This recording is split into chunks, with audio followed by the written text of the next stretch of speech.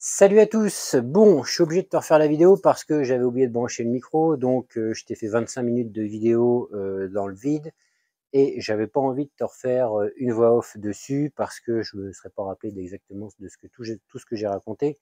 Donc je te refais la vidéo au sujet de ce multimètre K-Weights KM601 que j'ai acheté parce que si tu as vu la vidéo de l'allumage des tondeuses, là où je parle de l'allumage des tondeuses, j'ai cramé bêtement mon précédent et vieux multimètre, donc je m'en suis recommandé un aussitôt parce que le multimètre, c'est un truc que je me sers pas tous les jours, mais très très régulièrement, donc il m'en faut un. Je me suis laissé tenter par celui-ci parce que, honnêtement, clairement, grand écran couleur, commentaires assez élogieux, fonctionnalité pas trop mal, enfin grandement suffisante pour ce que j'en ai besoin et prix intéressant. Voilà, 3 points, grand écran, les gens étaient a priori contents, les fonctionnalités, le prix, tout ça, voilà. Donc quand on le reçoit dans une boîte comme celle-ci, en carton. À l'intérieur, donc, on a le manuel d'utilisation qui comprend du français. On a une petite boîte comme ça rigide où le multimètre se trouve. Et dans cette petite boîte, en plus, on a les cordons avec les pointes de touche, une sonde de température et deux paquets de piles AAA, donc enfin 2 x 3 piles AAA. Il a besoin de 3 piles comme ça pour fonctionner. Donc on a un jeu de secours fourni avec, donc c'est plutôt pas mal. Je vais ranger ça. Donc voilà le produit. Ce que je vais faire, plutôt que de te le montrer à distance, je vais me rapprocher ici et puis on va faire un petit peu le tour du propriétaire. Alors voilà comment se présente l'appareil. Donc on a le fameux grand écran, tu vois, ça fait un gros smartphone hein, en termes de dimension. Ça tient bien dans la main, impeccable. Grand écran, 5 boutons en façade, ici 4 voyants, pardon, qui vont indiquer en fonction du mode sélectionné comment brancher tes cordons. Tu vois, tu as 4 trous, voilà, en fonction de ce que tu utilises. Donc le noir toujours sur le commun. La majorité des fonctionnalités sur le trou de droite. Et ici, c'est si on vient tester des milliampères et des ampères. Voilà. Donc, il est muni d'une coque souple qu'il faut retirer. Donc ça se retire plutôt difficilement, mais tu vois, ça se retire. Hein. Pour accéder au compartiment des piles qui se trouve dessous, il faut une petite vis, enfin un petit tournevis cruciforme. Ici, il y a une petite lampe LED qui est anecdotique hein, parce que ça éclaire pas des masses. Franchement, ils auraient pu faire un petit peu mieux. Les fils se sont mêlés. Ils auraient pu faire un petit peu mieux. Sur le côté ici, donc le bouton pour allumer la fameuse lampe. Donc il est nécessaire que le multimètre soit allumé pour pouvoir allumer la lampe. Quand c'est éteint, tu vois, il se passe rien. Ici, on a le testeur de tension sans contact, le bouton pour l'allumer et le bouton auto power off qui se trouve ici. Donc là, on a de base, donc quand on l'allume, on est en mode auto. En mode auto, on peut mesurer tension continue et alternative, résistance et continuité. Tu vois, par exemple, si je te fais un test de continuité, je ne sais pas si tu entends le bip, mais il sonne et puis tu vois, il s'allume. Donc résistance, tension et continuité. Donc en appuyant sur le gros bouton, on change les fonctionnalités, voltmètre, ohmmètre, testeur de continuité, testeur de diode, capacimètre, millivolt, fréquence mètre, ici c'est température, ici c'est le testeur sans contact et le testeur de phase, milliampères et ampères. Et quand on rebascule, on repasse en mode auto, etc. Donc ici on a, là je me suis mis en voltmètre pour te montrer, ici on a le range, donc c'est-à-dire le calibre. Donc là, tu vois le petit point, on est à 0.30. Si j'appuie, on passe, tu vois, à 0,0, etc., etc. Mais ça, de toutes les manières, même si tu ne le changes pas, il va se changer automatiquement. Le bouton Cell, c'est sélection. Là, comme tu le vois, on est en courant continu. Si on appuie là, on passe en alternatif trou RMS. Si tu ne sais pas ce que c'est que le trou RMS, c'est en gros une mesure plus précise que s'il n'y avait pas le trou RMS. Pour faire simple, je te laisse faire des recherches. Ici, c'est la mémorisation. Ici, mini-maxi, c'est les mesures mini et maxi en fonction de ce que tu fais, de ce que tu as besoin. Voilà. Qu'est-ce que je peux dire de plus sur les fonctionnalités? Donc la lampe, tu vois ici, très très anecdotique.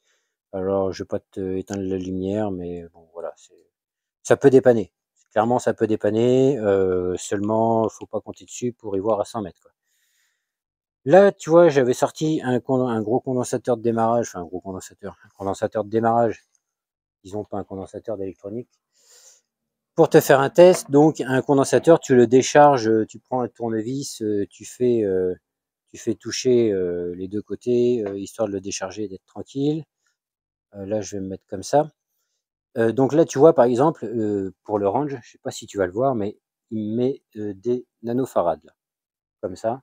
Et tu vas voir qu'il va basculer automatiquement le range quand tu vas commencer à tester, tu vas voir. Donc un capacimètre, c'est un petit peu long parfois à afficher les valeurs. Donc on va attendre un petit peu. Voilà. 24,21 pour 25 microfarads. Oui, ici là, 25 microfarads. Ah mince, je ne sais pas si tu as vu le nano.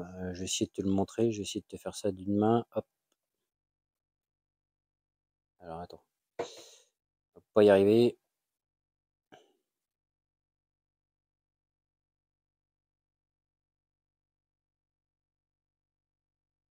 Voilà.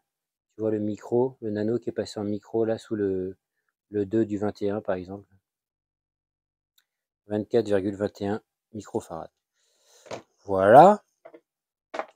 Pour ce qui est de la mesure de la capacité de ce condensateur, je vais aller me mettre, là j'ai une multiprise, on va aller se faire 2-3 mesures, le voltage, la fréquence et le test sans contact pour aujourd'hui, histoire de te montrer un petit peu les capacités du truc. Donc là, comme tu peux le voir, j'ai une multiprise qui est suspendue dans mon atelier en bazar. On va se mettre en mode, je ne sais pas si tu vas le voir parce que c'est délicat, ça brille. Et voilà, Hertz. Donc là, on est en mode fréquence mètre. Alors, j'enlève les nœuds. Je vais mettre les pointes de touche dans la prise et on va regarder ce qu'il nous donne.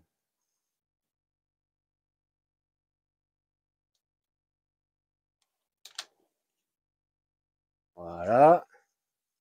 Donc, tu vois, les pointes sont là. Il me donne 49,98 pour 50. C'est pas mal. On va passer, je vais les enlever par principe. On va passer en testeur NCV, donc sans contact, dont le truc se trouve ici. Tu vois, donc je vais essayer de me rapprocher comme ça. Hop, tu vois, là on est à plus de 10 cm. Hein. Tu vois, et là, tu vois un low L faible, et puis en avant, c'est high. Et ça sonne de plus en plus et ça s'affiche rouge. Ça marche bien. On va se mettre en voltmètre alternatif.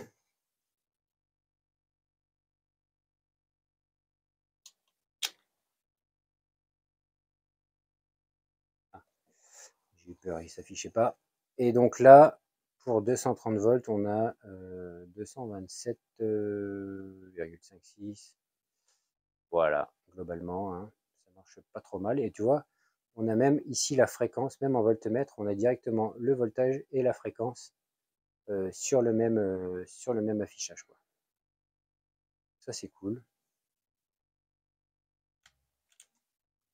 Voilà, donc on va se reprendre en plan large et puis on va se faire un petit débrief de ce truc-là. Donc, ben voilà, comme tu as pu voir, on a fait 2-3 tests, capacité, voltage, qu'est-ce qu'on a fait continuité, continuité, capacimètre, continuité, fréquence, voltage, enfin voilà quoi, globalement. Écoute, ce que je peux t'en dire, ça fait quelques jours que je l'ai, hein, ça fait pas des mois. Pour l'instant, j'en suis content. Le grand écran, c'est fun. On voit bien. Double affichage, tu as vu là, par exemple, on mesure le voltage et puis on a la fréquence qui s'affiche. Qu'est-ce que j'aurais aimé voir là-dessus? J'aurais aimé en option, enfin pas en option, mais en plus dans le packaging, des pinces croco qui auraient pu s'adapter là-dessus. Comme ça permet de positionner le multimètre et d'avoir les mains libres. Ça aurait été cool. Ça aurait été cool aussi d'avoir un petit support pour maintenir le multimètre incliné comme ça sur une table, sur un truc là où on veut. Seulement ici, c'est un peu le bazar parce qu'ils ont mis les fiches en bas. Bon, ils avaient peut-être pas trop le choix. Autre chose que je t'ai pas dit, tu vois, je sais plus d'ailleurs, enfin peut-être que si pour les fiches, en fonction, par exemple, tu vois, là il y a marqué voltage, et en fonction de ce que tu choisis, on te dit où brancher tes cordons. Si tu es un petit peu novice et que tu connais pas trop, eh bien là tu as des voyants qui te disent exactement où brancher tes cordons. J'aurais aimé également éventuellement là sur la coque caoutchoutée, éventuellement des aimants. Ça permet de pouvoir plaquer le multimètre sur une surface métallique. Ça aurait été cool. Éventuellement un petit crochet, il y en a qui ont ça aussi pour le suspendre, ça aurait été cool. Des cordons un petit peu plus longs, ça aurait été pas mal non plus. Parfois c'est pratique d'avoir des grands cordons. Bon, tu me diras, les cordons ça s'achète, hein, les pinces croco ça s'achète, mais ça aurait été cool de l'avoir dans le packaging. Et voilà, hein, globalement j'en suis plutôt satisfait. J'ai fait quelques mesures avec, j'en ai eu besoin déjà. J'en suis content, honnêtement. K-Weights KM601. Je te mets le lien en description. C'est un lien affilié Amazon, hein, tu connais. Si tu n'as pas envie de passer par ce lien, tu tapes la marque, le modèle, tu vas le trouver sans passer par mon lien. Ça, c'est pas un problème. Sur Amazon, quand je l'ai acheté il y a quelques jours, donc il était à 55 €. Il y avait un coupon de 20% dessus, donc il est tombé à 44. Voilà, sinon c'est prix plein pot, c'est 55 € il y a 2-3 jours, donc là aujourd'hui peut-être que ça a changé, j'en sais absolument rien.